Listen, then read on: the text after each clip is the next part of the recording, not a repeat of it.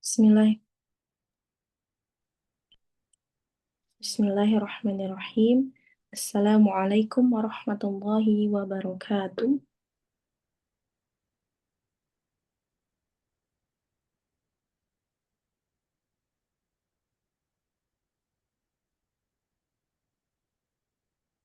Mohon maaf, apakah suara Ana sudah terdengar?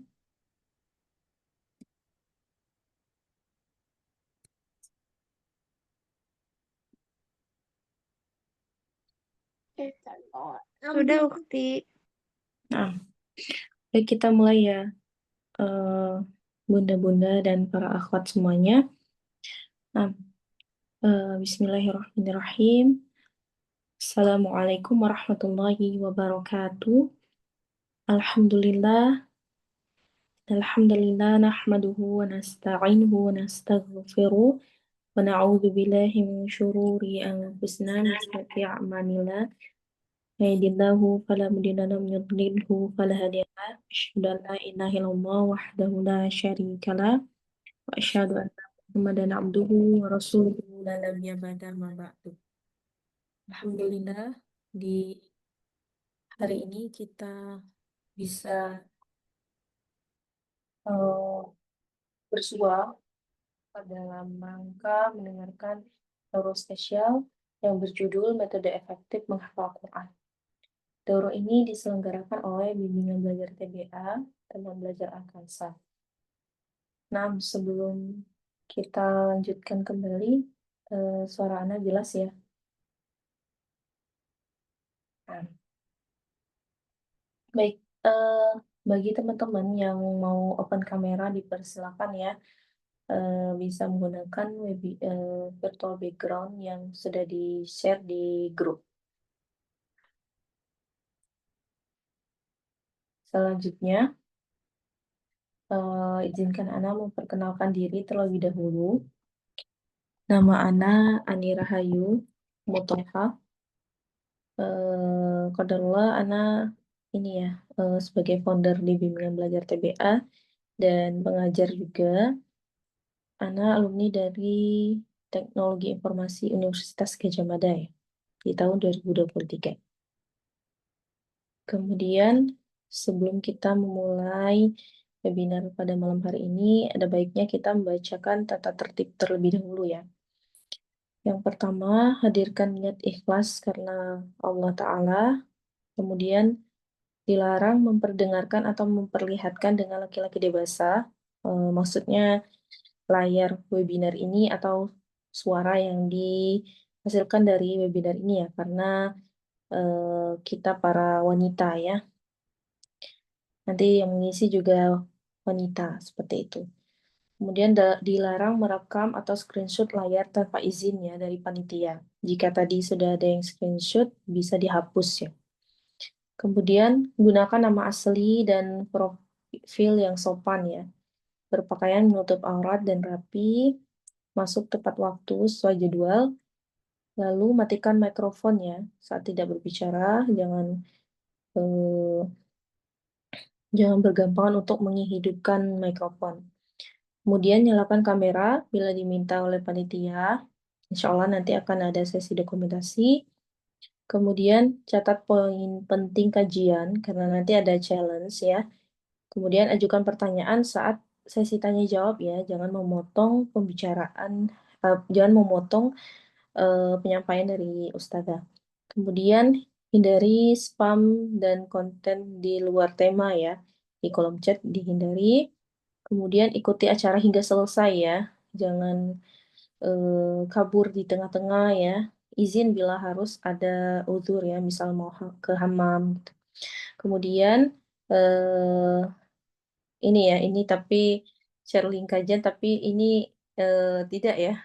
Ini eksklusif hanya untuk peserta. Afwan, ini tadi ada kesalahan dalam penulisan. Tidak boleh ya di-share linknya, dilarang untuk di-share keluar. Kemudian kita lanjutkan sedikit. Ada tentang ini ya, info spesial ya, diskon belajar.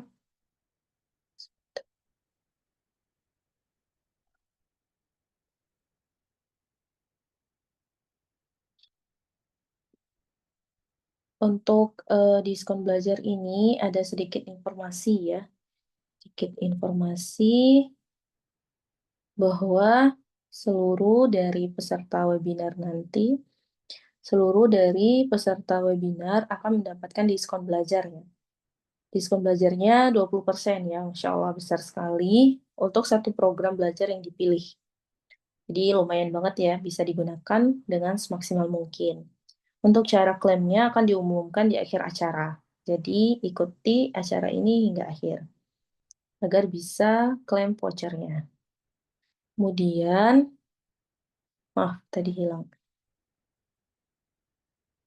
Sedikit memperkenalkan yang mengadakan webinar ini, bimbingan belajar teman belajar akan saya atau TBA.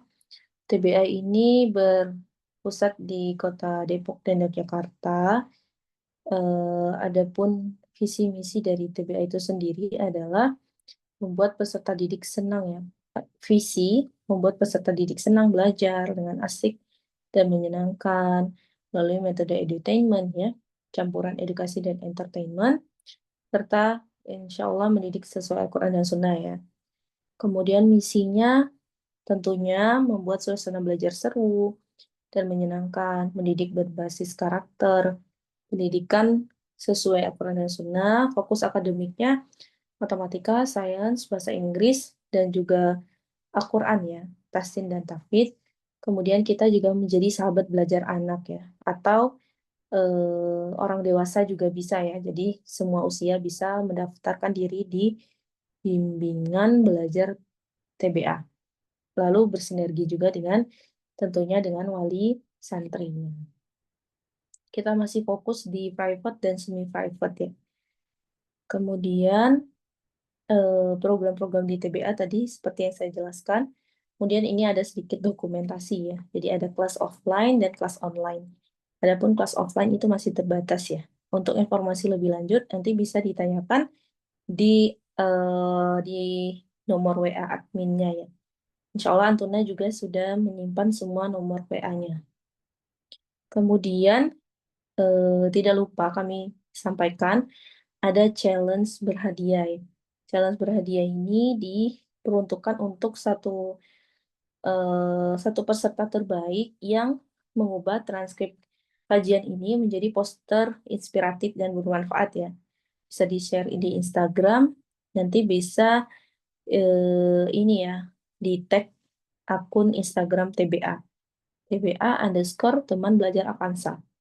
Deadline-nya H+7 dari Dauroh. Berarti hari ini Dauroh tanggal 28 ditambah 7 hari ke depan. Seperti itu.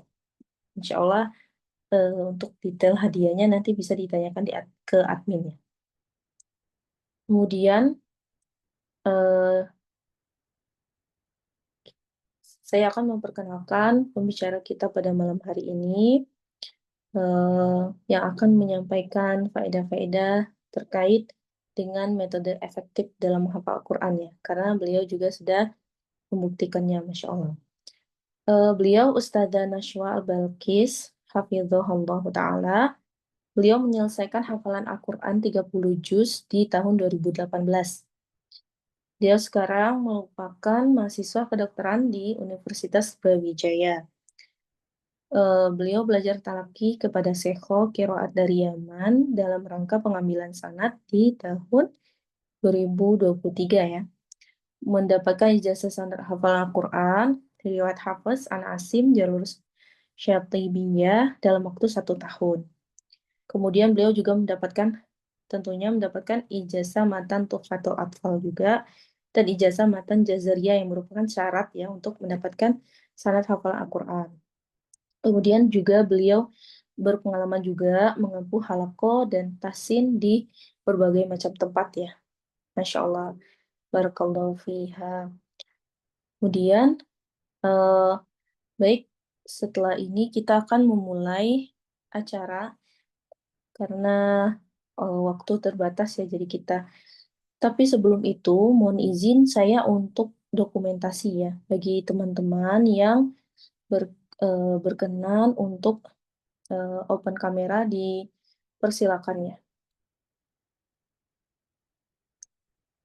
Silakan teman-teman yang berkenan untuk open kamera, bisa open kamera, eh, tidak harus ada virtual background-nya, nggak apa-apa.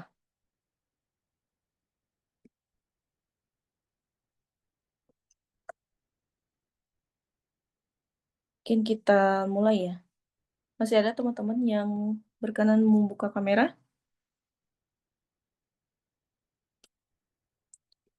Oke, kita langsung mulai aja. Satu, dua, tiga.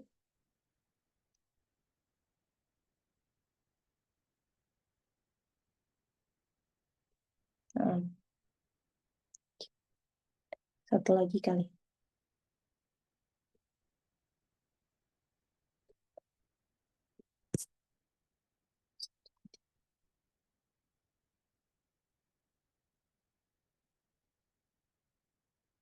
Oke, baik. Alhamdulillah sudah selesai.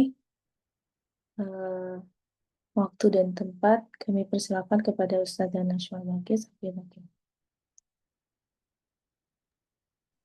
Baik, jazakillahu khairan Mbak Ayu atas pembukaan dan kesempatannya. Bismillah. Assalamualaikum warahmatullahi wabarakatuh. Uh, Alhamdulillah, hamdan katsiran tayyiban mubarakan fi kama yuhibbu rabbuna wa yarda. Asyhadu an la ilaha illallah wahdahu la syarika lah wa asyhadu anna Muhammadan abduhu wa rasuluh. Allahumma anfa'na bima 'allamtana wa 'allimna ma yanfa'una wa zidna ilma. Baik, insya Allah pada malam hari ini kita akan memulai daurah kita yang difasilitasi dari TBA tentang metode efektif dalam menghafal Al-Quran. Mungkin sebelumnya Ana meminta maaf dulu karena daurah ini sempat diundur sepekan karena qadarullah pekan kemarin Ana sakit begitu. Baik, Ana mungkin izin share screen materi kita pada malam yang insya Allah diberkahi hari ini. Tunggu sebentar.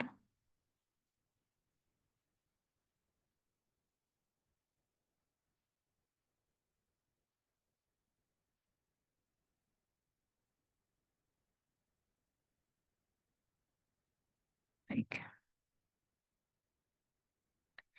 Mungkin sudah terlihat ya.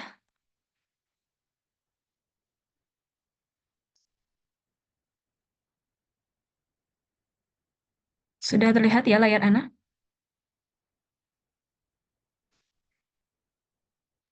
Sudah, Alhamdulillah saja. Baik, insya Allah kita mulai daurah pada malam hari ini tentang metode efektif dalam menghafal Al-Quran begitu. Mungkin apa saja yang akan kita bahas pada malam hari ini mencakup tema-tema dari 6 poin ini, yaitu pertama urgensi menghafal Al-Quran, di mana penting sekali kita untuk mengetahui urgensi dalam suatu perlakuan yang kita lakukan supaya kita bisa tetap disiplin dan konsisten ketika kita mengetahui urgensi kita melakukan hal tersebut. Lalu yang kedua adalah prinsip para salaf, yaitu para sahabat Rasulullah SAW dan para tabi'in dan juga tabi'ut tabi'in yang merupakan generasi terbaik pada zaman ini dalam menghafal Al-Quran. Jadi bagaimana prinsip mereka yang bisa kita teladani dan harus kita teladani dalam menghafal Al-Quran.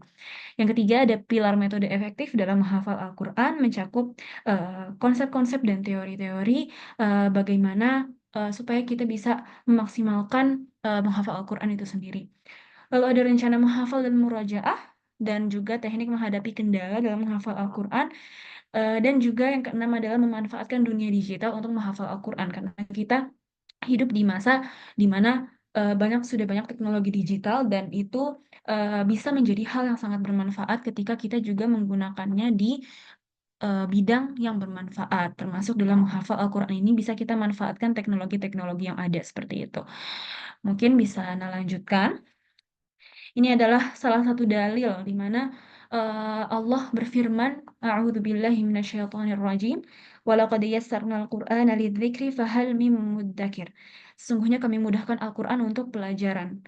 Dan ini terdapat dalam firman Allah di surat Al-Qamar ayat 17. Dan di sini adalah dalil di mana menghafal Al-Qur'an itu sendiri termasuk kemudahan dari Allah yang Allah anugerahkan bagi hambanya yang eh, dia inginkan begitu. Dan untuk mencapai kemudahan ini, kita harus berusaha supaya kita menjadi orang yang termasuk dari orang yang Allah mudahkan dalam menghafal Al-Quran ini. Begitu. Lanjut. Nah, di sini adalah urgensi menghafal Al-Quran. Urgensi menghafal Al-Quran itu sangat banyak sekali, dan di sini Ana hanya mengambil beberapa poin penting dan poin besarnya saja. Eh, Mungkin sebelumnya, sebelum masuk ke urgensi, Ana mau membahas dulu tentang hukum menghafal Al-Quran. Sebenarnya bagaimana hukum dari menghafal Al-Quran itu sendiri. Eh, Syekh bin Baz rahimahullah itu pernah berkata bahwa menghafal Al-Quran ini adalah mustahab atau sunnah.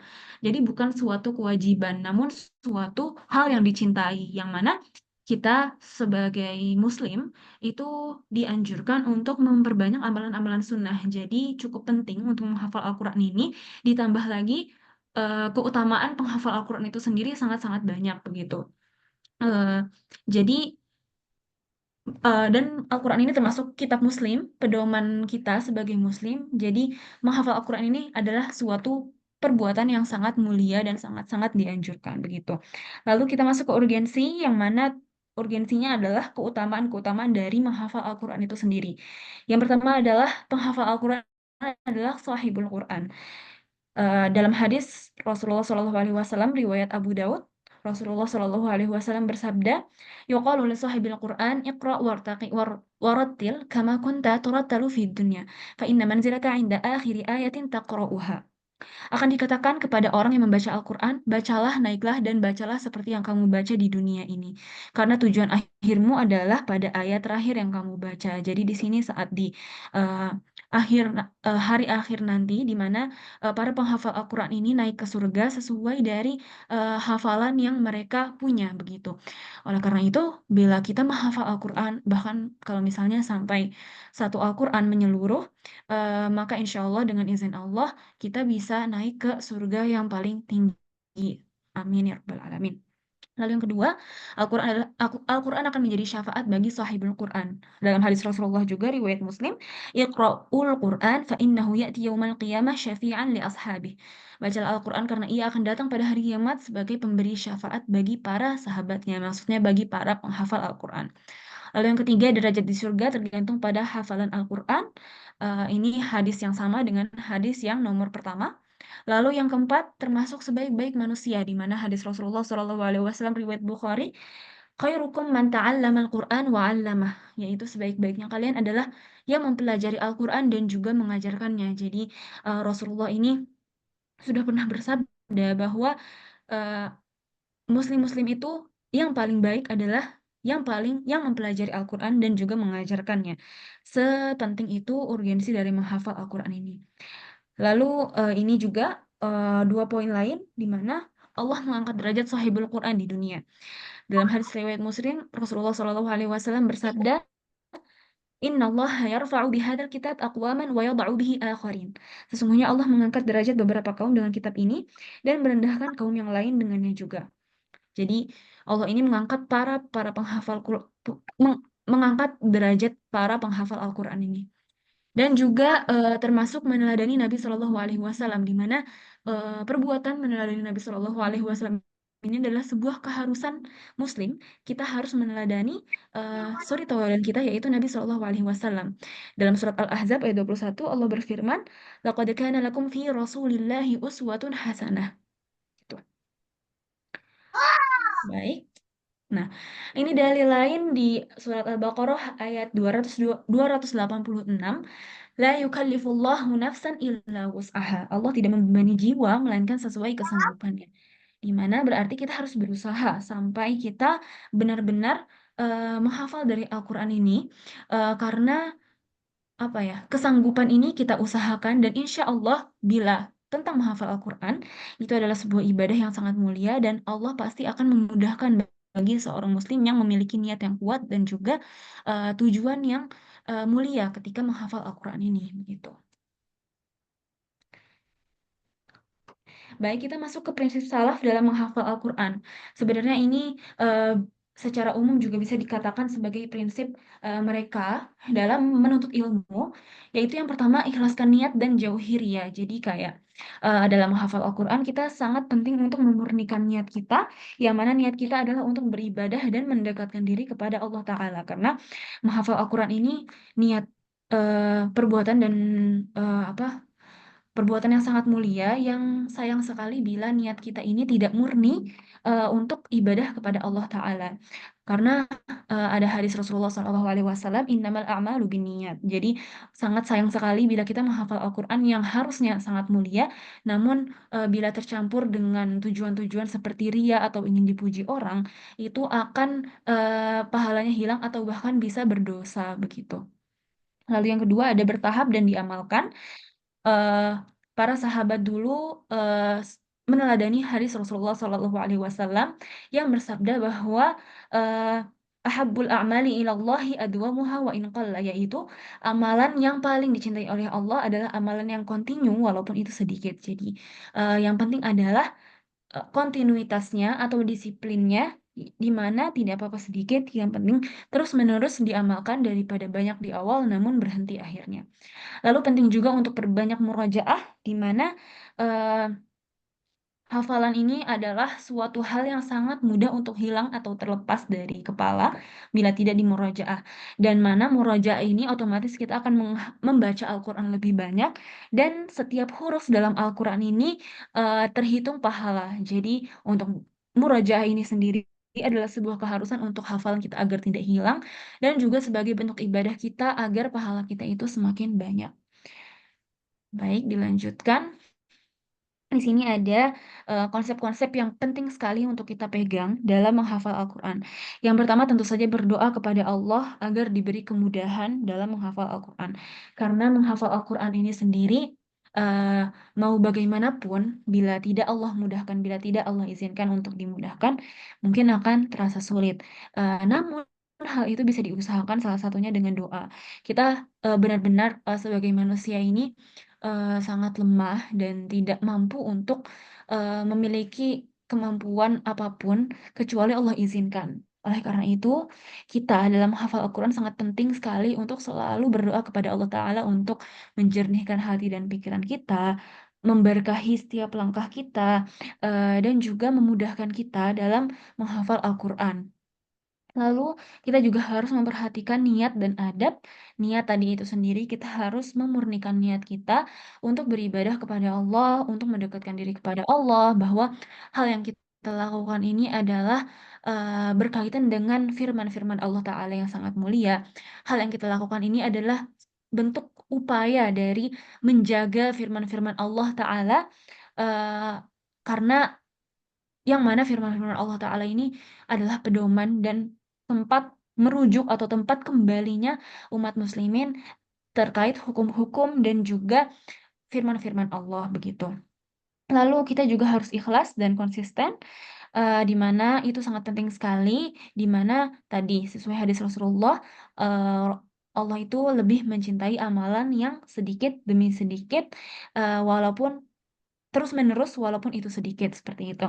Kita juga harus memperhatikan adab dalam Al-Quran, di mana yang kita hadapi itu adalah firman dari Allah yang Maha Besar, Allah Tuhan, Rabbul Alamin, Rabb semesta alam. Jadi adab-adabnya juga harus sangat diperhatikan, karena adab-adab ini ketika kita beradab dengan Al-Quran, insya Allah kita juga dimudahkan dalam meraih kebaikan-kebaikan untuk dalam menghafal Al-Quran itu sendiri. Lalu kita masuk ke metode-metode efektif. Di sini ada sebuah hal yang penting untuk kita ingat, di mana diharapkan bila kita melakukan hal-hal ini, menghafal Al-Quran itu akan terasa jadi lebih mudah. Yang pertama adalah gunakan satu jenis mushaf. Ini hal yang mungkin terlewat dan terlihat sepele, namun sebenarnya sangat penting dan lumayan krusial karena ketika kita itu menggunakan mushaf yang berbeda-beda, ada pengaruh di ingatan kita kayak karena ketika kita menggunakan mushaf yang berbeda-beda itu halaman-halamannya mungkin tidak sama. Misalnya kayak awal halaman, misalnya kita menggunakan mushaf Utsmani. Halaman di misalnya halaman ke 100 itu ayat pertamanya adalah ayat 50 lah katakan. Nah, namun di Quran versi lain, di mushaf versi lain, halaman 100-nya adalah halaman pertamanya, baris pertamanya adalah ayat 49. Itu tuh akan mempengaruhi ingatan kita secara visual karena ketika kita membaca Al-Quran dan kita mencoba menghafalkannya, kita akan otomatis gambar dari halaman tersebut itu masuk ke kepala kita. Ketika kita menggunakan mushaf yang berbeda-beda, akan ada akan ada ingatan yang lebih banyak disimpan sama kepala kita dan mungkin itu akan mempersulit kita. Nah, ketika kita menggunakan satu jenis mushaf saja selama menghafal, terus-menerus tanpa mengubah, mushaf kita, ini akan sangat mempermudah karena kita jadi lebih ingat dan juga bisa lebih menghafal tata letak dari ayat-ayat dari Al-Quran tersebut, gitu. Lalu yang kedua adalah tetapkan target dan jadwal harian. Ini sangat penting sekali karena bila kita tidak memiliki target yang jelas, bila kita tidak memiliki jadwal yang jelas, mungkin rencana menghafal Al-Quran atau ya keinginan sebuah rencana menghafal Al-Quran kita itu akan berantakan. Akan ya hari ini mungkin menghafal 5 lembar. Enggak, hari ini mungkin menghafal 10 ayat. Namun besoknya karena kita nggak punya target, akhirnya nggak menghafal sama sekali. Besoknya nggak menghafal sama sekali lagi. Dan akhirnya jadi susah untuk memulai lagi. Nah, namun ketika kita menetapkan target dan jadwal harian, misalnya setiap setelah sholat 2 ayat, atau setiap subuh 2 ayat, ini akan sesuai target dan lebih terstruktur dan lebih eh, tertata untuk target menghafal Al-Qur'annya. Dan ini juga sesuai sama hadis yang tadi, di mana Allah mencintai amalan yang terus-menerus walaupun sedikit. Itulah pentingnya kedisiplinan. Bahkan dalam menghafal Al-Qur'an kita juga butuh sebuah target yang jelas, sebuah kedisiplinan supaya menghafal Al-Qur'an ini adalah suatu proses yang berkesinambungan dan bisa kita pertahankan sampai akhir dan tidak hanya tinggi di awal namun benar-benar kita selesaikan sampai akhir. Lalu yang ketiga, yang selanjutnya juga adalah gunakan metode menghafal. Ini nanti akan dibahas di slide selanjutnya. Kita harus memilih metode apa yang cocok dengan kita. Karena metode menghafal semua orang, metode menghafal setiap orang itu berbeda-beda. Ada yang misalnya lebih mudah bila membaca 20 kali, lalu diulang setiap satu halaman 5 kali. Ada juga yang lebih menempel hafalannya ketika mendengarkan qari atau mendengarkan syekh 10 kali misalnya, namun lewat mendengar bukan lewat membaca. Nah, metode-metode ini adalah sebuah preferensi atau kecocokan dari masing-masing individu, di mana setiap orang itu mungkin tidak sama, setiap orang mungkin memiliki versi metode menghafalnya itu yang berbeda-beda dan kita sangat penting untuk mengetahui metode menghafal atau metode belajar mana yang cocok dengan kita agar menghafal Al-Quran ini tidak terasa melelahkan, lebih terasa mudah, namun tetap akan sampai sampai selesai begitu. Lalu yang penting sekali juga adalah ulangi hafalan atau murojaah, di mana ketika kalian menghafal, ketika kita menghafal tanpa mengulang, itu adalah sebuah hal yang akan menjadi rugi besar karena itu tadi hafalan ini sangat mudah untuk hilang. Jadi kita sangat penting untuk selain menetapkan target untuk hafalan juga, kita juga harus menetapkan target untuk murojaah setiap harinya. Begitu. Mungkin kita lanjut. Nah, ini adalah sebuah teori tentang metode learning sebenarnya, tentang learning methods yang mungkin beberapa akhwat Antuna juga pernah mendengar. Ini bisa diterapkan sebenarnya di pengetahuan atau ilmu apapun, dan kita juga bisa terapkan teori ini untuk menghafal Al-Quran. Di mana metode belajar seseorang itu sesuai pembagian ini dibagi menjadi 3. Ada auditori, ada visual, sama kinestetik. Nah, auditori ini adalah orang-orang yang lebih mudah belajar melalui suara. atau melalui nada, melalui irama, seperti itu. Nah, untuk visual, mereka adalah orang-orang yang lebih menempel atau lebih gampang masuk pelajarannya ketika mereka membaca atau tentang kata-kata atau tulisan.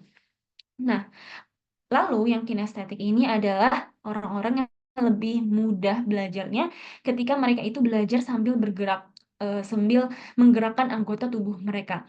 Nah, seseorang itu sebenarnya memiliki tiga gaya ini, auditorinya ada, kinestetiknya ada, visualnya ada. Namun dilihat mana yang lebih dominan. Nah, di sini kita juga bisa kadang yang lebih dominan itu dua juga. Nah, misalnya orang dengan auditori dan visual. Berarti dia itu sangat lebih masuk pelajarannya, lebih efektif untuk belajarnya ketika dia membaca atau menulis. Jadi dia sambil membaca itu kan sambil bersuara. Nah, suaranya itu juga masuk ke telinganya sendiri lagi. Nah, teori ini bisa kita terapkan dalam menghafal Al-Quran juga. Jadi kita biasanya banyak tesnya di Google itu insya Allah banyak sekali dan gratis untuk tahu cara metode belajar yang cocok dengan kita itu apakah auditori, apakah visual, atau kinestetik. Nah, ketika kita sudah tahu metode yang cocok untuk diri kita sendiri, ini bisa kita terapkan dalam menghafal Al-Quran yang mana nanti kita memilih metode-metode yang cocok untuk menghafal Al-Quran sesuai preferensi metode belajar kita tersebut. Oke, lanjut. Nah, ini adalah contoh-contohnya. Misalnya untuk auditori, ini adalah mendengarkan murotal, afwan. Ini adalah mendengarkan murotal atau menyimak hafalan orang lain, yang dimana auditori ini berarti dengan mendengarkan murotal terus-menerus atau menyimak hafalan orang lain itu kita akan sambil mendengarkan dari Al-Quran itu, begitu. Nah, untuk yang visual, orang-orang visual itu biasanya lebih masuk dengan mengulang-ulang bacaan Al-Quran, jadi seperti membaca Al-Quran, lalu misalnya membaca dulu 20 kali, lalu membaca dengan menutup ayatnya 10 kali, atau sama dengan angka yang sama 20 kali juga, dan bisa juga menggunakan Al-Quran yang memiliki blok warna, di mana eh, perbedaan warna di halaman Al-Quran ini akan masuk ke ingatan visual lewat visualnya, dan di sini akan lebih memudahkan orang-orang yang dengan versi visual ini supaya lebih mengingat, oh yang warna ini tuh ayat yang ini, yang warna ini ayat yang ini akan lebih mudah bagi mereka yang metode belajarnya adalah metode visual. Lalu yang kinestetik ini bisa juga dengan sambil bergerak. Sambil bergerak itu maksudnya tidak harus lari-lari sambil menghafal Al-Quran, itu tidak. Namun misalnya menulis ayat yang dihafal. Jadi misalnya kita sudah menghafal, lalu sambil ditulis ayatnya. Mungkin memang agak lelah, namun untuk orang-orang yang kinestetik ini akan lebih efektif karena mereka sambil menggerakkan anggota tubuh mereka ketika menghafal Al-Quran. Lalu bisa juga menghafal sambil bergerak, misalnya bergeraknya nggak harus yang bergerak banget, kayak misalnya hanya untuk menggerak-gerakkan kepala seperti ini, atau sambil menggerak-gerakkan tangan, dan juga bisa mengulang hafalan sambil beraktivitas ringan gitu. Nah, kalau untuk Ana sendiri, ini Ana itu auditori, jadi Ana menghafal Al-Quran waktu itu lebih banyak mendengarkan murotal itu di mana-mana dan kapanpun. Jadi kayak misalnya di mobil ketika perjalanan sama keluarga Ana misalnya, itu kayak Ana menyetel murotal yang sedang Ana hafalkan. Itu benar-benar kayak mendengarkan saja, misalnya ayat-ayat yang belum Ana hafal, tapi itu hanya didengarkan. Jadi karena Ana belum hafal, jadi Ana otomatis belum bisa mengikuti murotal itu kan, karena Ana belum hafal ayatnya. Jadi Ana juga otomatis belum bisa mengikuti ayat Al-Quran yang dibacakan oleh qori murotal itu. Namun itu selalu diulang-ulang, dan diulangnya itu nggak per surat, tapi kayak misalnya per versi aja. Misalnya kayak per halaman, misalnya Anda tahu halaman akhirnya itu sampai ayat sekian. Ketika murotalnya udah sampai ayat sekian itu, Ana ulangi lagi dari awal. Begitu terus sampai akhirnya Ana bisa mengikuti sambil mengikuti murotal tersebut. Dan itu eh, menurut Ana sendiri yang auditori sangat cepat masuk dan lebih apa ya, efektif dan efisien karena eh, Ana bisa mendengarkan sambil di mobil, atau misalnya ketika Ana safar ke mana, yang mana bisa mendengarkan Al-Quran itu yang memang bisa didengarkan, bukan yang eh, Maksud Ana kan kayak kalau misalnya mendengarkan Al-Quran tapi kitanya tidak mendengarkan itu akan menjadi berdosa. Nah, di sini adalah konteksnya mendengarkan Al-Quran yang bisa, yang memang kitanya sedang ada di kondisi bisa mendengarkan dengan baik gitu. Namun itu terus diulang-ulang sampai akhirnya itu tadi bisa mengikuti murotalnya begitu. Nah, lalu untuk visual ya ini tadi. Jadi kayak biasanya orang-orang dengan visual itu lebih banyak membaca Al-Qur'annya. Oke, mungkin bisa dilanjut. Nah, ini ada manfaat-manfaat dari menghafal Al-Quran itu sendiri. Memiliki manfaat akademis, misalnya dengan menghafal Al-Quran itu meningkatkan konsentrasi dan fokus kita, karena mau tidak mau, otomatis otak kita ini akan terlatih untuk menghafal selalu, karena Al-Quran ini sangat banyak. Bayangkan 604 halaman itu bila kita hafal seluruhnya, itu otak kita juga akan selalu terstimulasi dan itu bisa meningkatkan daya ingat kita. Termasuk nomor 2 juga, lalu tentu saja mengasah soft skill di kedisiplinan dan konsistensi. Karena menghafal Al-Quran ini bukan hal yang mudah, butuh kedisiplinan yang tinggi, butuh komitmen yang tinggi untuk melakukannya sampai akhir begitu. Lalu meningkatkan kemampuan bahasa Arab ini akan tercapai ketika kita itu sambil menghafal Al-Quran juga sambil mentadaburi artinya. Sambil menghafal Al-Quran kita juga melihat terjemahannya, kita sambil merenungi pesan-pesan apa yang Allah pernah firmankan dalam Al-Quran ini. Dan mau nggak mau kita ini juga akan jadi tadabbur dan refleksi diri tentang firman-firman Allah tersebut. Lalu yang kelima, memupuk sikap tekun dan sabar, karena itu tadi menghafal Al-Quran bukanlah hal yang mudah dan sangat butuh kesabaran dalam mencapai prosesnya. Namun itu juga bukan hal yang tidak mungkin, karena bila Allah mudahkan pasti akan Allah mudahkan, dan untuk supaya jadi Allah mudahkan itu kita harus berdoa dan berusaha. Lalu ada manfaat praktis. Ini termasuk di manfaat yang tadi, meningkatkan konsistensi dan disiplin, memudahkan daya ingat, memperkuat hafalan, meningkatkan konsentrasi dan ketenangan mental. Pendekatan ini juga memperkuat niat dan adab. Oke, lanjut. Nah, ini tadi kita telah membahas tentang pentingnya untuk menyusun rencana-rencana latihan dalam menghafal Al-Quran. Rencana ini sangat penting untuk kita susun dari awal. Jadi benar-benar kayak berapa target yang kita kira-kira mampu untuk capai. Target itu tidak harus yang tinggi banget. Aku mau menghafal 5 lembar sehari. Itu nggak perlu. Yang penting ya 10 ayat setiap hari nggak apa-apa. Setengah halaman, sepertiga halaman, seperempat halaman, itu tidak apa-apa. Kalau Ana sarankan, mungkin kita susun targetnya itu berdasarkan halaman, bukan berdasarkan ayat. Karena jumlah ayat itu kan beda-beda. Misalnya kayak kita targetkan 10 ayat per hari, itu kan ada satu ayat yang panjangnya itu panjang banget kayak setengah halaman, atau satu ayatnya itu satu halaman. Ketika kita menargetkan kayak 10 ayat itu berarti kayak bisa pendek banget, bisa panjang banget. Nah, tapi kalau misalnya kita menargetkan yang halaman, ini rata-rata akan sama saja, karena ya setengah halaman ya sudah setengah halaman. Entah itu 5 ayat, entah itu 2 ayat, entah itu 10 ayat. Yang penting setengah halaman, dan akan lebih mudah untuk kita itu konsisten, dan akan lebih mudah untuk kita tinjau estimasi kapan target selesainya itu. Nah, di sini ada Ana cantumkan beberapa, misalnya jumlah hafalan per harinya setengah halaman. Ini estimasi target selesai.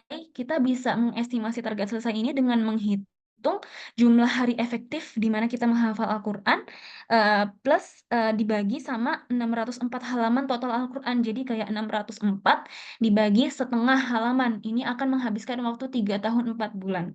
Ini waktu yang cukup singkat ya. 3 tahun sudah menghafal 30 juz, karena ini dari nol.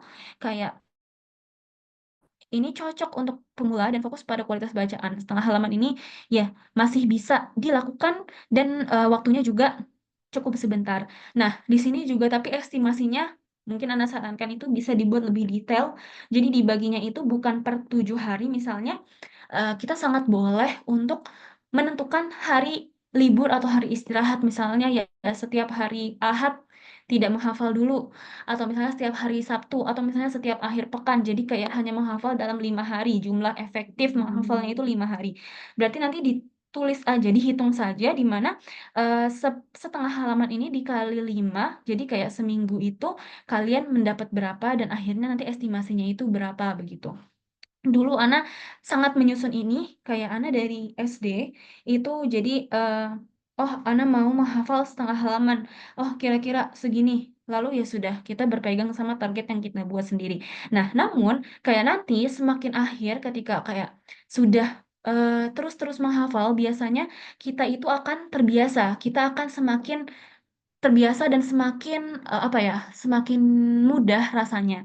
Jadi kayak biasanya kalau misalnya menargetkan target awal itu setengah halaman, itu lama-lama akan terasa, oh setengah halaman ini kayaknya kayaknya bisa dinaikkan begitu. Nah, ketika kita itu bisa menaikkan, kita bisa naikkan ke 1 halaman per hari. Jadi kayak nanti bisa sebentar. Jadi kayak ini tuh bukan waktu yang ya udah setengah halaman, tapi kayak ini adalah start awal saja, patokan start awal yang mana nanti ketika kita sudah merasa lebih mudah, kita bisa naikkan sedikit demi sedikit. Yang penting tetap sesuai kemampuan kita supaya konsistensinya itu tetap terjaga. Ana itu paling banyak waktu itu kalau nggak salah pada akhirnya rutinnya itu 1 lembar atau 2 lembar, Ana lupa. Tapi kayak seharinya itu 2 lembar begitu. Tapi Ana nggak pernah sampai yang hafalan per hari 10 halaman ini 5 lembar ini, mungkin ada beberapa orang yang mampu, tapi Ana tuh belum pernah sampai sebanyak ini. Kayaknya Ana paling banyak itu kalau nggak salah cuman 3 lembar waktu itu. Nah, tapi kayak rata-ratanya ya 1,5 lembar sampai 2 lembar waktu itu pas akhir-akhir udah mau selesai hafalannya. Namun itu tadi yang penting adalah bertahap dan konsisten. Karena nanti menghafal ini juga kita tidak hanya fokus pada menghafal, namun juga kita harus memperhatikan murojaahnya. Nah, ini adalah rencana latihan murojaahnya, di mana kita tidak hanya harus menyusun rencana latihan hafalan, namun kita juga harus menyusun rencana latihan buat murojaahnya, yang mana kita juga bisa buat tabel. Dan semakin banyak hafalan yang kita tambah per harinya, akan semakin banyak target murojaah yang harus kita penuhi. Karena ini jadi berbanding lurus ya, ketika kita hafalannya lebih banyak, otomatis murojaahnya harus lebih keras. Karena otomatis semakin banyak hafalan yang harus kita ulang gitu. Kalau misalnya kita tidak menyeimbangi murojaahnya dengan hafalannya, jadi misalnya kayak target hafalannya selalu nambah, tapi murojaahnya segitu-segitu aja, akan ada bagian-bagian dari hafalan kita itu yang tidak termurojaah atau tidak terulang dengan baik. Nah, jadi kayak kita juga harus menargetkan murojaah hariannya. Begitu. Eh, yang penting dan murojaah ini juga sama mengikuti konsep yang tadi, eh, sesuai kayak misalnya bisa dengan membaca, bisa dengan mendengarkan murotal, bisa juga dengan menyetorkan. Waktu itu Ana itu banyak murojaahnya juga sama mendengarkan murotal. Namun terlepas dari misalnya Kak Antuna di sini juga auditori, terus kayak berpegang hanya dengan murotal itu menurut Ana juga bukan kurang efektif, namun kurang bisa dipastikan kayak apa benar kita ini udah lancar hafalannya atau enggak. Jadi tetap saja murojaah ini penting buat menyetorkan hafalan yang memang benar-benar nggak dipegang. Kalau misalnya kita dengerin murotal kan, kita ikutin murotalnya, itu kan kayak berarti kita tuh kayak apa ya? Berpegang sama qori itu. Maksudnya kayak ya kita tuh bacanya barengan sama qori murotal ini. Nah, yang paling efektif itu adalah kita itu menyetorkan hafalan kita ke teman, di mana kita benar-benar nggak lihat sama sekali kan, kita nggak lihat sama sekali Quran, kita hanya mengandalkan murni ingatan kita. Dan kayak waktu Ana talaki sama Syekho itu pernah bilang ke Ana kalau murojaah yang murojaah itu adalah menyetor. Jadi kayak kalau misalnya kamu nggak nyetor, itu tuh bukan murojaah. Jadi penting banget buat nyetor ini, di mana kayak kamu tuh bukan kamu tuh kayak apa ya? Istilahnya tuh kayak nggak bisa dibilang hafal, kayak nggak bisa dipastikan hafal kalau misalnya kamu tuh belum pernah menyetor ke teman di mana emang kamu tuh nggak lihat Quran itu gitu. Jadi memang sangat penting untuk menyetor ini. Itu tadi kayak dengerin murotal itu cuman sebuah metode supaya kita itu lebih mudah. Namun pada akhirnya minimal banget kita harus menyetorkan hafalan kita begitu. Baik, lanjut. Ini adalah dukungan dan motivasi. Sebenarnya motivasi dari menghafal Al-Quran ini banyak tadi ya. Eh, motivasinya itu banyak banget dan ini ada 2 hadis yang termasuk, bisa kita anggap sebagai motivasi supaya kita itu lebih bersungguh-sungguh dalam menghafal Al-Quran. Ada hadis riwayat Abu Musa radhiyallahu anhu dari Nabi Shallallahu alaihi wasallam, beliau bersabda, "Hafalkanlah dan rutinkanlah membaca Al-Quran. Demi yang jiwa Muhammad berada di tangannya, Al-Quran itu lebih mudah lepas daripada unta yang lepas dari ikatannya." Nah, ini tentang penting sekali tentang murojaah itu tadi, di mana kita sangat penting untuk mengulang hafalan kita karena Rasulullah Shallallahu alaihi wasallam sendiri yang bersabda bahwa Al-Quran itu lebih mudah lepasnya daripada unta yang lepas dari ikatannya, dan kayak ini adalah sebuah analogi atau sebuah perumpamaan karena unta yang lepas dari ikatannya itu sangat mudah. Jadi unta itu sangat mudah terlepas dari ikatannya dan Al-Quran ini lebih mudah lagi lepasnya. Berarti kayak sangat-sangat mudah hilang ketika kita tidak murojaah gitu. Lalu ada hadis dari Utsman bin Affan radhiyallahu anhu. Utsman bin Affan ini adalah terkenal dengan sahabat yang memiliki keutamaan tentang sangat, menghafal Al-Quran. Makanya kayak, mushaf juga ada mushaf Utsmani, di mana, beliau sangat, berperan besar sekali di penulisan Al-Quran. Jadi kayak beliau ini sangat, penghafal Al-Quran begitu. Ada perkataan Utsman, sahabat Rasulullah Shallallahu alaihi wasallam, "Lau kana qalbuka tahiran lamala'aka kalamullah." Seandainya hatimu bersih, misalnya kamu tidak akan pernah kenyang dari kalamullah. Jadi kayak kalau bahasa kita kayak kalau hati kita itu bersih, kita tuh bakal kecanduan banget sama Al-Quran. Kita kayak bakal selalu rindu sama Al-Quran, selalu kangen sama Al-Quran dan kayak apa ya, membaca Al-Quran itu seharusnya menjadi nikmat yang, sangat-sangat nikmat dan kayak, charging, eee, mengecas energi kita, sebuah, charge keimanan kita ketika hati kita bersih, seperti itu. Lanjut lagi. Nah, di sini, ada beberapa gambar, yang Anda dapatkan dari internet sebenarnya. Sebenarnya ini tentang teori, umum, namun bisa kita terapkan juga di, menghafal Al-Quran ini, di mana konsistensi versus intensity, kedisiplinan versus, apa ya, intensitas kehebatan. Nah, ini tuh ketika kita sedikit demi sedikit, ini akan bisa, terus-menerus, namun ada walaupun sedikit. Ini sesuai yang hadis tadi ya, di mana ya, itu tadi yang penting adalah kedisiplinan walaupun sedikit, daripada banyak di awal namun habis itu burn out atau lelah. Akhirnya kayak karena kebanyakan di awal, kita jadi hanya mengingat rasa lelah kita dan akhirnya kita capek dan otak kita itu hanya mengingat rasa lelahnya dan kita jadi kapok untuk, memulai lagi. Misalnya kayak dalam suatu hari tadi kayak benar-benar memaksa diri untuk menghafal 10 lembar dalam sehari. Ya mungkin memang kita berhasil, mungkin kayak memang pada akhirnya kita berhasil menghafal 10 lembar di hari itu. Namun pasti, itu juga bukan hal yang mudah, pasti kayak ada rasa lelah, ada rasa kesulitan yang diingat dan akhirnya kayak menjadi momok ketika kita mau memulai lagi keesokan harinya kayak, "Wah, kemarin 10 lembar, ini lelah banget," dan akhirnya kayak, jadi nggak mulai-mulai lagi dan akhirnya malah berhenti dan itu tuh sangat-sangat apa ya, sangat-sangat rugi dan sayang sekali karena ya kalau begitu berarti pada akhirnya tidak menghafal, padahal yang dicari adalah bukan start hebatnya, namun bagaimana kita bisa sampai ke akhirnya itu. Gambar ini juga sama, ini adalah pentingnya istirahat di tengah-tengah daripada yang benar-benar terus tanpa istirahat, ya udah nih kayak misalnya 7 hari aku benar-benar nggak mau istirahat, ya nggak apa-apa sih sebenarnya, namun kayak Ana sarankan itu ada 1 hari di mana ya udah istirahat supaya menghindari burnout itu atau menghindari rasa lelah. Eee, 1 hari nggak istirahat itu bisa kayak istirahat nggak menghafal, jadi kayak tetap murojaah. Dan murojaah itu kan hanya mengulang apa yang sudah kita hafal begitu. Jadi kayak bisa kita tentukan, berapa hari, misalnya dalam seminggu kita itu mau menghafalnya berapa hari aja begitu. Nah, terus ini juga ada sebuah grafik yang menggambarkan bahwa mungkin kayak kalau kita lihat, para penghafal Quran itu kayak, wah mereka Masya Allah gitu, kayak sudah menghafal 30 juz dan kayak rasanya tuh, apa ya, kita tidak melihat perjuangan mereka. Padahal kayak mungkin di balik mereka yang sudah menghafal Al-Quran itu sangat-sangat melalui, up and down, kayak naik turun dan juga mereka sudah melewati banyak tantangan untuk akhirnya sampai dan itu tuh bukan hal yang, salah, itu bukan hal yang aneh. Misalnya kayak ketika kita kesusahan, kita langsung berpikir kalau, "Oh, apa aku tuh bukan orang yang dimudahkan ya, kayak orang ini misalnya kayak fulan fulanah gitu.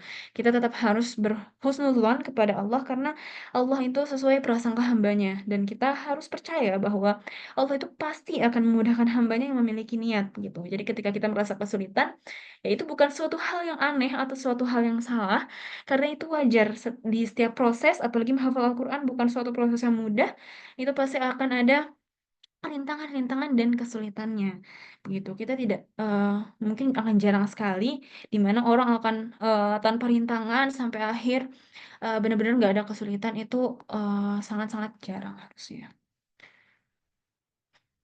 Lalu ini Ana men-screenshot beberapa berita. Dan ini hanya 3 berita dari ribuan berita di luar sana. Ada eh, 5 tahun, anak 5 tahun, anak laki-laki 5 tahun dari Mesir itu telah menghafal entire Quran atau Quran sepenuhnya. Anak 5 tahun, kayak Masya Allah ya.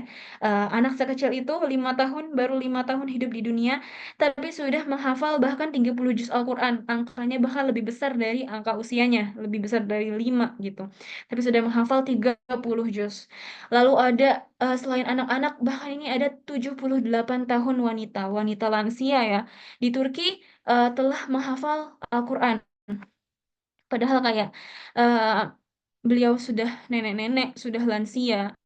Dan kayak kalau lanjut usia itu pasti wajar eh, normalnya itu tubuh itu akan berkurang juga kemampuannya, daya ingatnya juga berkurang. Namun wanita ini, lansia ini, semoga Allah memberkahinya ini telah menghafal Al-Quran di usia tuanya. Jadi berapapun umur kita saat ini bukan suatu tantangan, bukan suatu hambatan, karena sudah dibuktikan dari banyak sekali orang di luar sana, ada yang 5 tahun, ada yang lansia. Mereka adalah orang-orang yang secara usia ini sangat mungkin sudah sangat sulit untuk menghafal Al-Qur'annya, namun mereka telah membuktikannya kalau mereka bisa. Selain anak-anak 5 tahun dan wanita 78 tahun, ada juga ini Muhammad Najah yang telah lahir dengan cerebral palsy atau dengan disabilitas, dan juga ada Nur Syahwa namanya, lahir dengan visual impairment atau kecacatan visual, kecacatan dalam penglihatannya. Namun dua orang ini walaupun memiliki disabilitas, mereka telah menghafal 30 juz Al-Quran.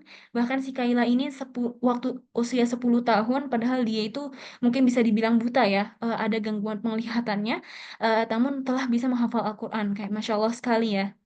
Kita yang Allah beri mungkin kelebihan daripada mereka secara fisik tubuh, itu sangat-sangat malu harusnya karena mereka ini bahkan dengan kekurangan yang mereka miliki, kekurangan fisik yang mereka miliki, namun mereka berhasil buat menghafal Al-Quran ini dengan eh, sampai akhir dengan 30 juz.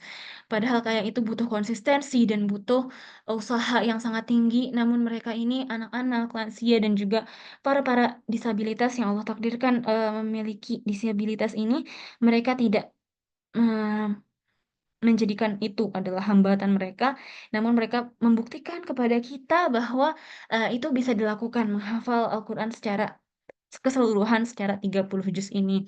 Dan ini hanya 3, dan di akhir sana banyak sekali berita yang serupa, orang-orang dengan usia-usia masih kecil sekali atau usia-usia yang sangat tua sekali. Baru mulai ketika sudah lanjut usia, bahkan kayak memulai ketika mereka memiliki kekurangan-kekurangan seperti ini, tapi mereka itu bisa begitu. Lalu pasti kita itu menghadapi kendala dalam menghafal Al-Quran. Nah, malas, bosan, putus asa, jenuh, atau merasa tidak ada waktu.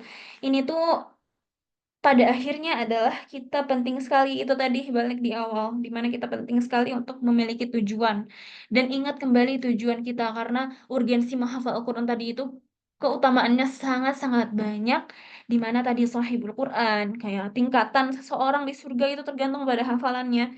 Eh, Ketika kita itu memprioritaskan surga, ketika kita memprioritaskan kehidupan akhir, kehidupan setelah dunia, ketika kita mengingat hadis ini tuh seharusnya kita semangat lagi karena kayak, oh kayak kita tinggal tahu nih kapan kita mati. Jadi kita harus terpacu untuk untuk menghafal Al-Quran 30 juz sebelum kita mati, sebelum kita meninggal. Supaya nanti di hari akhir eh, kita berharap Allah mudahkan kita untuk menggapai surga setinggi mungkin itu tadi. Lalu eh, variasikan metode menghafal ini kayak sesuai tadi, di mana kayak eh, kita harus mengetahui preferensi dan metode yang cocok untuk kita, dan variasi ini eh, saat kita jenuh saja sebenarnya kayak kayak mungkin orang-orang yang memang auditori sama visualnya itu rata, jadi kayak kalau misalnya dia dengerin murotal aja lama-lama mungkin dia bosan, dia pengennya baca, ya udah baca gitu. Jadi intinya ya kita variasikan supaya kita itu bisa terus-menerus dan menghindari rasa jenuh itu begitu.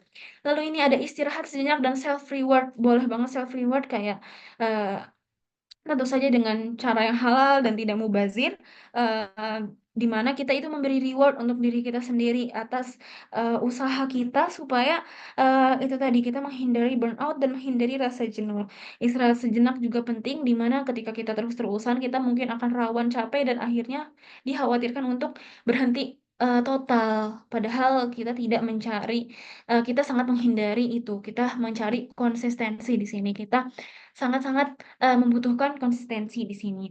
Lalu ini adalah terakhir dan yang paling penting adalah berdoa kepada Allah Ta'ala untuk dihindari dari rasa malas, dari rasa bosan, dari rasa putus asa, dari rasa jenuh, dan dari rasa dilapangkan waktunya, diberkahi waktunya. Ketika kita merasa tidak ada waktu, itu bisa jadi bukan karena kita memang sibuk, tapi memang kita butuh berdoa kepada Allah supaya Allah berkahi waktu kita, supaya Allah lapangkan waktu kita, supaya kita diberi kemudahan dalam beribadah kepada Allah Ta'ala, termasuk dalam menghafal Al-Quran ini. Nah, ini adalah terakhir mungkin pembahasan kita pada malam hari ini, yaitu memanfaatkan teknologi digital untuk menghafal Al-Quran. Ini anak ada rekomendasi 4 aplikasi yang mana mungkin selain ini juga banyak banget, tapi yang anak pakai aktif itu ini dan anak rekomendasikan. Pertama itu adalah Tartil AI. AI mungkin kalian udah sering dengar, Artificial Intelligence atau kecerdasan buatan kayak ChatGPT atau sebagai macamnya. Nah, ini ada para pemuda dunia Muslim, bukan Indonesia, para pemuda Muslim di dunia, ini mereka ini mengintegrasikan teknologi artificial intelligence ini, mengintegrasikan kecerdasan buatan ini dengan untuk menghafal Al-Quran yang namanya itu Tartil AI. Jadi ini adalah sebuah kecerdasan buatan untuk membantu menghafal dan membaca Al-Quran. Menurut Ana aplikasi ini yang sangat-sangat bagus, sangat-sangat bagus dan sangat-sangat apa ya, sebuah inovasi yang keren dan Masya Allah anak kagumi sekali. Karena kalau kalian download, ini mungkin bukan promosi karena apa-apa, cuman kayak memang kita bisa menggunakan ini supaya bermanfaat aja dan supaya lebih memudahkan kita begitu. Nah, fitur-fitur di aplikasi Tartil AI ini menurut Ana sangat-sangat bagus. Dalam menghafalnya itu jadi dia itu ada fitur tentang kayak memunculkan ayat-ayat yang mutasyabihat atau ayat-ayat yang mirip. Jadi di aplikasi Tartil AI ini kita bisa pencet suatu ayat, terus nanti di situ ada fitur kayak tampilkan ayat yang mirip. Nanti di situ langsung ada list kayak ayat yang mirip itu di mana aja dan di surat dan ayat apa aja. Itu sangat memudahkan hafalan kita karena dulu waktu Ana udah selesai nih menghafal Al-Quran, terus anak di proses murojaah itu bahkan masih sering banget ketukar-tukar karena ayat-ayat yang mirip itu. Misalnya kayak ada Al-Baqarah sama An-Nisa, bedanya cuman di satu kata itu. Nah, kayak itu misalnya ketukar-tukar. Nah, tapi kalau di Tartelia ini kayak langsung munculin dan kita itu bisa fokus ke ayat-ayat yang beda ini kayak kalau di Al-A'raf ternyata bunyinya kayak gini. Kalau misalnya di kalau misalnya di Al-Anfal bunyinya kayak gini, misalnya kayak ada ayat-ayat yang mirip begitu. Jadi kayak langsung ada listnya. Selain itu juga banyak banget. Terus kayak ada lagi, jadi dia itu bisa jadi teman setor hafalan kita. Misalnya kayak ketika kita misalnya hidup sendirian, misalnya kondisi kita itu tidak memungkinkan untuk menyetor hafalan ke teman, kayak nggak, kita tuh nggak memiliki orang di dekat kita yang bisa kita setorkan hafalan gitu misalnya ya. Ini bisa banget pakai Tartilia ini. Padahal kan nyetor tadi kan Ana bilang itu sangat penting untuk menyetorkan hafalan. Nah, tapi ketika kita nggak ada orang, kita bisa pakai Tartilia ini. Karena Tartilia ini ada fitur di mana kita itu bisa menutup halaman Qur'annya. Jadi kayak, eee, halaman Qur'annya itu nggak terlihat, tapi kita itu nyalain mikrofon, terus kita itu setor. Jadi kayak kita itu baca Al-Qur'an sambil, ngelihat layar yang halamannya ditutup itu, dan ketika kita bener, ya udah ayatnya tuh muncul sedikit demi sedikit, tapi ketika kita nggak bener, ayatnya nggak muncul-muncul. Jadi kayak si Tartili AI ini tuh mendeteksi suara kita itu bener banget, kayak maksudnya apa ya, spesifik, bener kayak apa yang kita omongin itu bisa dia deteksi dan kayak dia bisa dengar kayak kita ini salah nggak atau bener nggak gitu. Aplikasinya ini gratis, bisa dipakai, tapi ada versi premiumnya juga. Ana pernah coba versi premiumnya dan fiturnya itu lebih bagus lagi. Kayak kalau ya pokoknya lebih bagus lagi, tapi, yang gratisnya juga sangat bagus, kayak yang tadi udah deteksi suara itu di gratis juga udah bisa didapatkan. Pokoknya terpilih ini Masya Allah banget, pemuda-pemudanya, semoga mereka mendapatkan pahala yang jariah dalam membuat aplikasi ini karena sangat membantu untuk penghafal-penghafal Al-Qur'an. Lalu yang kedua ada Bihafiz. Bihafiz ini karya orang-orang Indonesia, karya pemuda-pemuda Indonesia untuk hafalan Al-Qur'an. Jadi, ini biasanya Ana pakai itu buat tes. Jadi kayak dia itu ada fitur buat kayak kuis atau uji hafalan. Jadi nanti ketika kita play, jadi ada soal, soalnya itu berbentuk play dan playnya itu nanti, ayat Quran yang dibacain, qori gitu, dibacain, seorang syekh atau seorang qori. Nah, terus nanti kita disuruh jawab antara jawab nama suratnya apa atau, disuruh sambungin gitu. Lalu ini ada Quran Pro. Quran Pro ini sebenarnya ya aplikasi untuk murotal saja dengan pilihan syekhnya itu banyak, tapi ada fitur-fitur lain juga kayak misalnya doa-doa atau semacamnya. Jujur anak kayak kurang explore di sini, tapi anak pakai untuk murotal karena pilihan syekhnya banyak. Jadi kayak kalau misalnya bosan sama qori yang satu bisa pakai qori-qori yang lain. Nah, kalau ini yang terakhir ada Quran Tadabbur. Quran Tadabbur ini aplikasi Al-Quran milik Ustadz Firanda, hafizahullah taala, dan banyak fitur-fitur bermanfaat lain selain Al-Quran kayak misalnya melihat jadwal sholat dan banyak kajian beliau juga di sana begitu. Jadi ini Masya Allah ya, sudah banyak sekali aplikasi-aplikasi yang bisa kita gunakan supaya gadget-gadget yang kita punya, HP yang kita punya, tab, laptop yang kita punya itu tidak hanya melalaikan kita, tidak melalaikan kita, namun malah menjadi sumber pahala buat kita karena kita gunakan dalam hal-hal yang bermanfaat gitu. Oke, baik. Mungkin sekian dari Ana. Barakallahu fikum. Ana kembalikan ke moderator. Masya Allah, jazakillah khairan Ustazah, wa barakallahu fiik. Masya Allah, daging banget ya. Semoga apa yang sudah disampaikan oleh Ustazah dapat bermanfaat bagi kita ya. Dan melahirkan amal soleh, terutama untuk menghafalkan Al-Quran.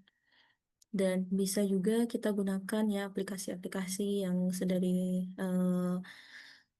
mungkin direkomendasikan ya oleh Ustazah tadi beserta kelebihan-kelebihannya bisa disesuaikan dengan kita dan kita juga bisa menyesuaikan ya metode belajar kita apakah kita visual atau auditory atau kinestetik ya bisa disesuaikan dan kita juga bisa memulai untuk membuat tabel ya tabel mengenai eh, target-target hafalan kita apakah kita mau menghafal setengah halaman atau satu halaman tidak di setiap harinya dan tidak lupa juga kita untuk memberi waktu istirahat ya atau self reward untuk diri kita sendiri. Kemudian dan tidak lupa juga kita lihat ya urgensi-urgensi agar kita tetap selalu semangat dan terhindar dari futur. Masya Allah, jazakillah khairan wa barakallahu fiik Ustazati. Nah, selanjutnya, Ana share screen terlebih dahulu ya. Kita masuk ke sesi selanjutnya.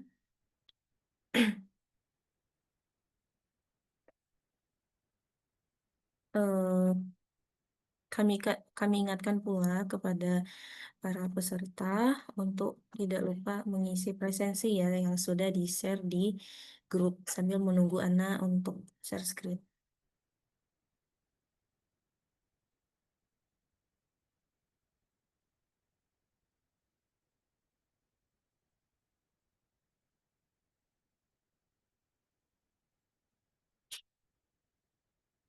Jangan lupa juga eh, bagi peserta yang ingin mengikuti challenge berhadiah tadi bisa di apa dilengkapi ya catatannya. Insya Allah nanti akan ada rekamannya.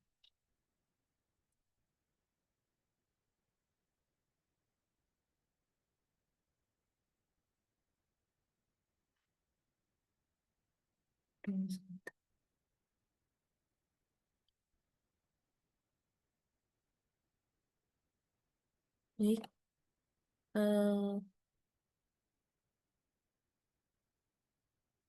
sebentar ya ini agak lama. Untuk layar Ana sudah terlihat ya. Baik, Alhamdulillah kita masuk ke sesi tanya jawab. Dipersilakan bagi peserta yang ingin bertanya secara langsung ataupun secara tertulis di kolom chat. Untuk peserta yang ingin bertanya secara langsung bisa raise hand terlebih dahulu. Silakan Ukhti Kamila Salsabila. Boleh di open mic-nya dan open kameranya jika memungkinkan.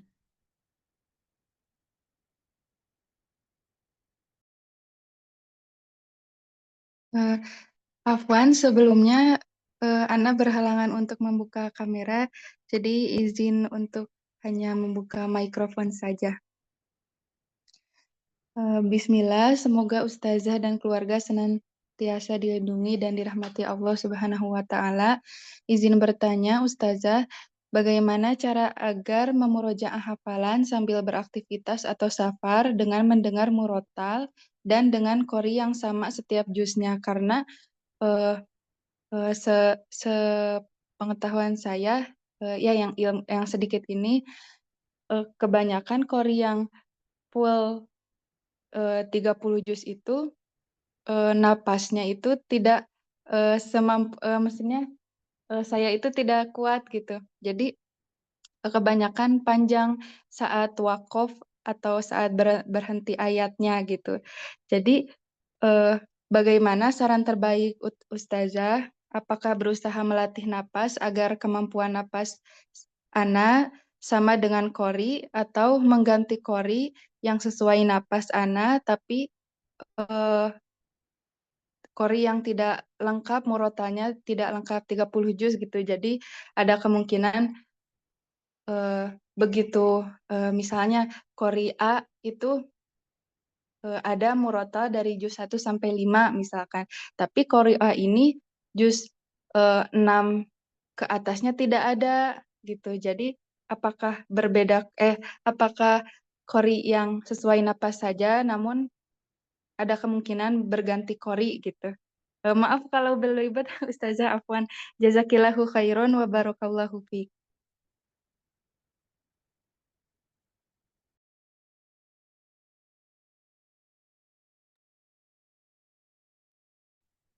Nah, Ustazah itu tadi pertanyaannya. Ditampung dulu pertanyaannya atau langsung mau dijawab saja Ustazah? Langsung dijawab aja ya. Fadoli. Oke. Jadi kalau saran dari anak pribadi itu pakai yang kori lengkap ya, karena kalau misalnya tadi memang metodenya itu dari mendengar itu akan sangat memudahkan kalau misalnya ya emang korinya itu juga satu karena sama kayak tadi mushafnya cuma satu kalau misalnya korinya satu itu lebih mudah gitu jadi cari yang emang kori lengkap supaya ada semua terus soal yang nafas itu eh, kan awalnya itu kita mendengarkan doang jadi mungkin emang belum ngikutin nah kalau misalnya nanti kayak pas udah hafal terus kayak mencoba ngikutin itu nggak apa-apa kita wakaf di yang memang kita mampu. Jadi kayak nggak harus eh, kita menggunakan kori-kori ini hanya untuk supaya kita itu bisa mendengar saja, mendengar murotalnya. Namun ketika misalnya kita menyetorkan hafalan kita ke teman, itu bisa kita wakaf di yang kita mampu gitu. Dan Ana juga sering begitu. Kadang misalnya ada kori yang Ana pakai itu nafasnya panjang banget dan Ana itu nggak mampu sepanjang itu ya sudah Ana wakafkan di eh, ayat-ayat yang memang Ana mampunya lalu bisa diulangi eh, bagian sebelumnya supaya ayat arti dari atau makna dari Al-Qur'an itu tuh nggak terganggu begitu. Apakah menjawab? Alhamdulillah menjawab Ustazah jazakillahu khairan wa barakallahu fiik. Wa iyyaki wa fiik barakallah. Insyaallah jazakallah khairan Ustazah. Kemudian saya lanjutkan ke pertanyaan yang kedua yang di kolom chat. Izin bertanya, bagaimana caranya konsisten dalam memurojaah hafalan untuk yang sudah selesai hafalan agar mungkin di samping kita sebagai ibu rumah tangga. Berarti sepertinya sudah selesai hafalannya Ustazah, bagaimana agar konsisten dalam memurojaahnya. Tafadholi Ustazah.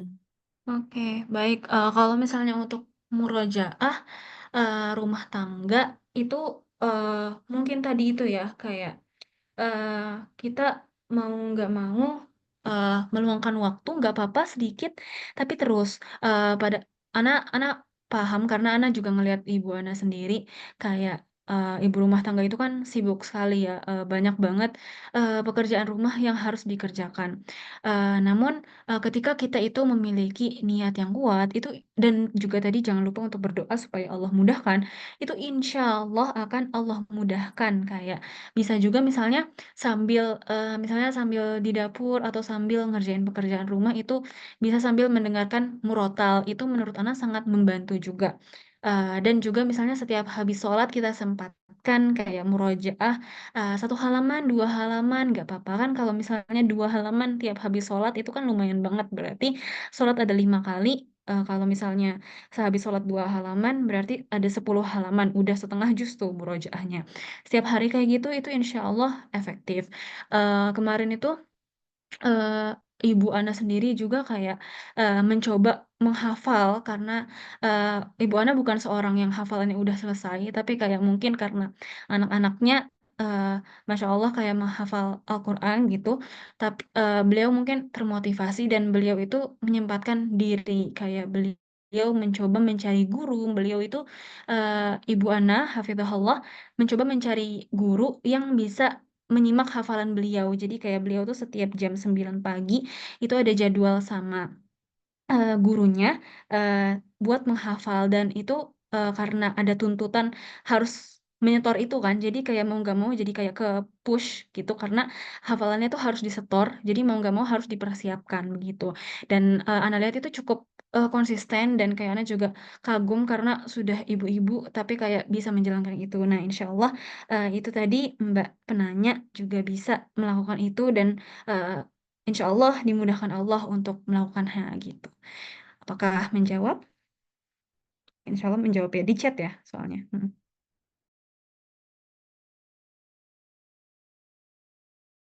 Jazakallah khairan Ustazah atas jawabannya. Semoga ibu yang bertanya dimudahkan untuk murojaah hafalannya. Kemudian kita lanjutkan ke pertanyaan yang secara lisan. Tadi sepertinya ada yang resen. Oh, nggak jadi ya? Oke, kalau begitu saya lanjutkan ke pertanyaan yang... Oh, silakan Mbak Salsabila Ayu. Monggo.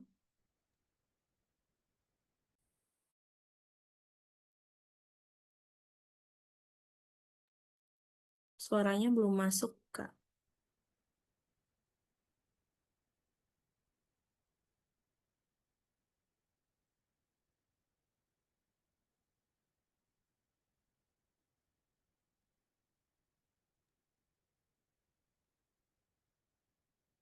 Qadarullah belum masuk.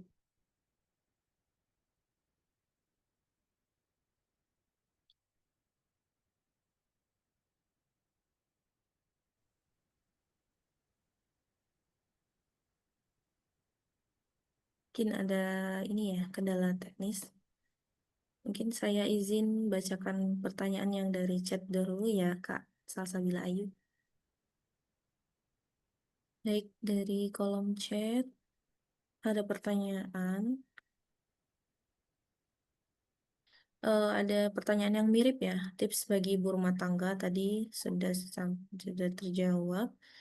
Kemudian, Bismillah, sebelumnya jazakumullah khairan atas ilmunya yang sangat bermanfaat untuk reminder dan menambah ilmu.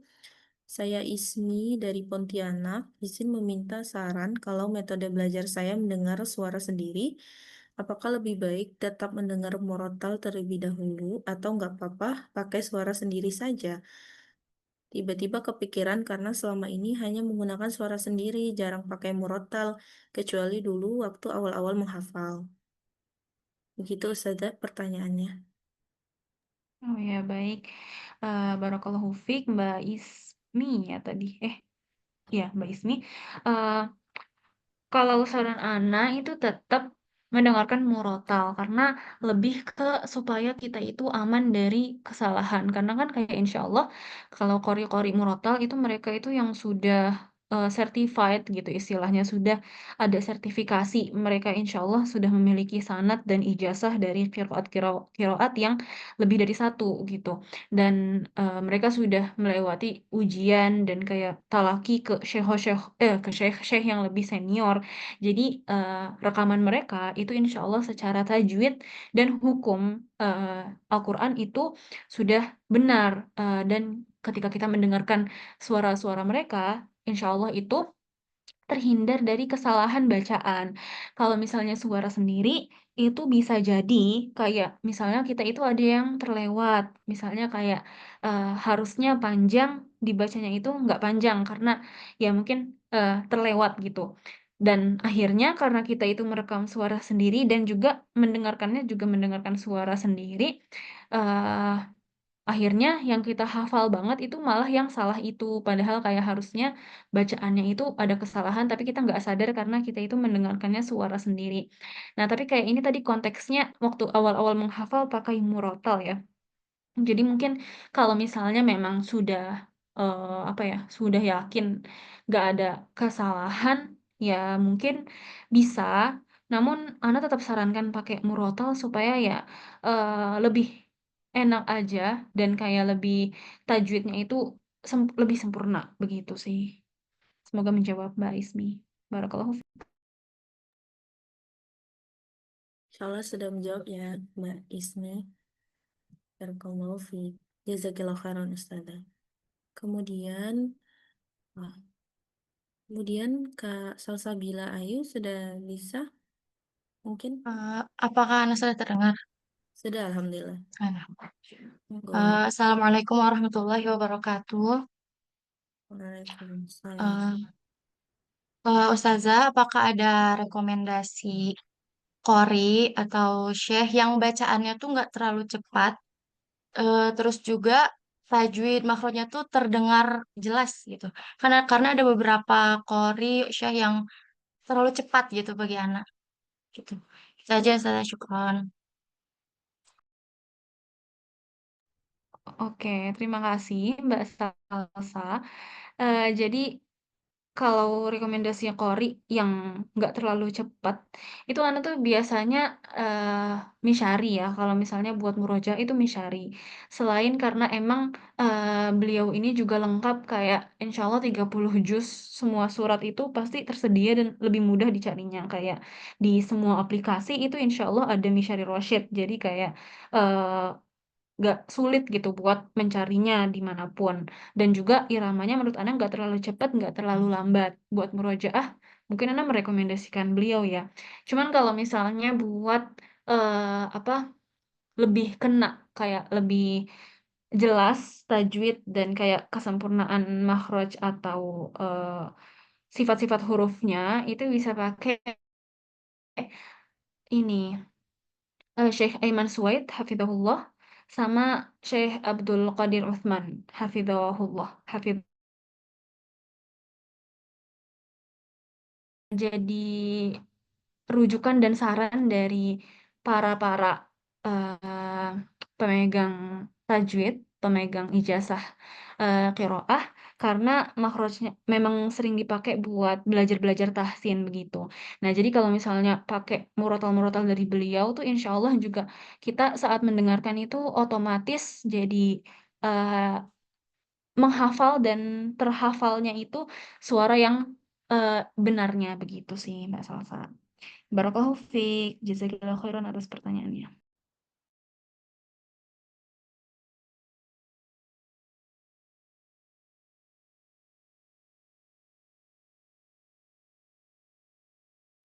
Maafan, masih di.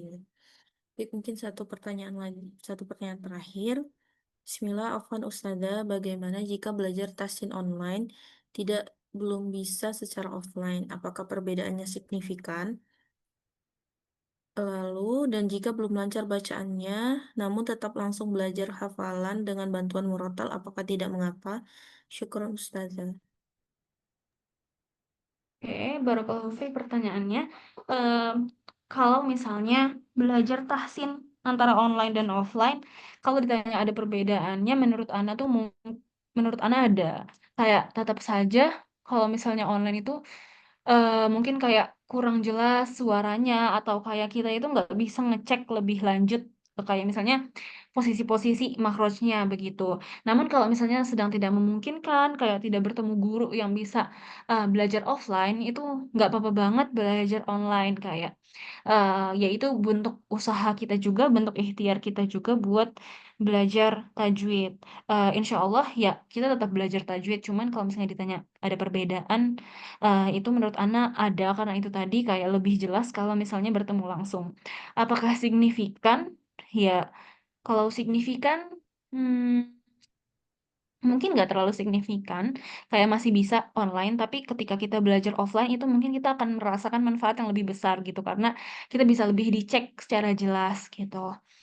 Terus pertanyaan keduanya tadi adalah ini ya, bantuan murotal, belajar hafalan dengan bantuan murotal jika belum lancar bacaannya. Apakah tidak mengapa? Eh, Justru menurut Ana bagus kayak ketika kita belum lancar bacaannya justru lebih baik kalau kita mendengarkan. Karena kalau misalnya kita belum lancar bacaannya, kalau kita membaca Al-Qur'an itu malah mungkin kitanya jadi agak kesulitan atau mungkin khawatir kayak ada kesalahan-kesalahan baca. Tapi kayak kalau misalnya kita itu dari mendengar, otomatis kan kita mendengar para qori yang insya Allah hafalannya benar. Jadi kita otomatis akan mengikuti bacaan yang benar gitu. Jadi kayak bisa hasil hafalannya itu lebih bagus dan kayak insya Allah terhindar dari kesalahan begitu. Barakallahu fiik pertanyaan. Baik, jazakillah khairan Ustazah. Baik, teman-teman masih ada lagi yang mau bertanya? Silakan raise hand atau di kolom chat. Afwan Ustazah, nama Qori yang disebutkan tadi boleh diulang? Boleh diulang Qori tadi. Syekh Aiman, Syekh Misari, sama satu lagi siapa ya Ustazah coba? Syekh Abdul Qadir Utsmani. Anak tulis di chat ya. Baik, Syekh Abdul Qadir. Nah, mungkin belum tidak ada lagi pertanyaan. Mungkin Ana izin bertanya ya sama Ustazah. Kalau untuk menghafal itu sendiri baiknya dari Ana pernah dengar itu dari juz 30 sampai 26 baru ke juz 1. Apa bagaimana Ustazah sebaiknya yang lebih direkomendasikan? Jazakillah khairan Ustazah.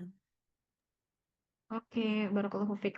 Kalau menurut Ana, hmm, kalau misalnya ditanya lebih mudah, itu sebenarnya balik lagi ke apa ya, kemampuan masing-masing. Tapi kalau misalnya di Indonesia, emang lebih seringnya itu 30 sampai 26, terus ke satu, ke juz 1 gitu. Cuman waktu itu Ana sama Syekh Ana itu, Syekhnya itu bingung kayak kenapa kalian itu loncat-loncat kayak 30 ke 26 terus ke satu. Beliau itu normalnya di sana kalau 30 ya udah 30 ke belakang sampai satu atau kalau misalnya dari awal ya udah 1 sampai 30. Jadi kayak beliau tuh nggak familiar sama gaya Indonesia yang 5 juz belakang terus ke juz 1 gitu. Jadi itu tuh tapi mungkin Indonesia itu milih cara itu karena dari juz 30 sampai juz 26 itu suratnya itu pendek-pendek. Kalau misalnya ke juz 1 kan langsung Al-Baqarah yang satu suratnya itu 2 juz setengah. Jadi mungkin kayak kerasa apa ya? Kerasa hafalannya dikit karena Al-Baqarah tuh nggak selesai-selesai gitu misalnya. Jadi mungkin itu sih, yang penting itu konsistensi dan mungkin kalau di Indonesia karena normalnya kebanyakannya emang 5 juz belakang terus juz 1 mungkin nggak apa-apa bisa ngikutin yang Indonesia itu karena kayak memang itu kayak lebih ke adat kayak kebiasaan di negara masing-masingnya aja sih. Kalau lebih mudah lebih sulitnya menurut Ana di 5 juz belakang juga ada sulitnya kayak kadang ada versi-versi yang lebih mudah di juz 1 Kayak di juz tengah ada yang lebih mudah dari juz awal, di juz awal ada yang lebih mudah dari juz akhir. Kayak di setiap tengah-tengah itu ada yang sulitnya, ada yang mudahnya, dan kayak yang menurut Anda sulit, belum tentu bagi orang itu sulit. Kayak jadi kayak itu memang masing-masing orangnya bisa beda-beda begitu sih, Mbak Ayu. Baik, Ustazah, jazakallah khairan. Baik, alhamdulillah semua pertanyaan sudah Ana bacakan. Kemudian tidak ada yang mau bertanya secara lisan. Baik, sebelumnya Ana ingatkan kembali untuk tidak lupa mengisi presensi yang sudah dikirim di kolom chat, linknya, dan juga sudah dikirim di grup. Kemudian kita masuk ke sesi selanjutnya, yaitu ini ya, cara klaim promonya ya tadi ya, saya yang sudah Anda janjikan di awal. Cara klaim promonya, tidak lupa untuk mengisi presensi terlebih dahulu, kemudian mengirimkan nama underscore alumni DA3 underscore klaim 20%. Voucher ini bisa digunakan untuk voucher belajar di TBA ya, seperti itu, dan dikirimkan ke nomor admin. Dan jazakumullah khairan wa barakallahu fikum kepada peserta yang sudah hadir. Mohon maaf apabila Anda ada kesalahan. Yang benar datangnya dari Allah, yang salah dari anak pribadi. Jazakumullah khairan. Khusus untuk Ustazah Najwa Balqis, hafizahullah ta'ala. Kemudian ini ada sedikit ini ya, hadis ya. Khairukum man ta'allamul Qur'an wa 'allamahu. Sebaik-baik dia sebaik-baik di antara kalian adalah yang mengajarkan Al-Qur'an dan yang mempelajari Al-Qur'an dan mengajarkannya.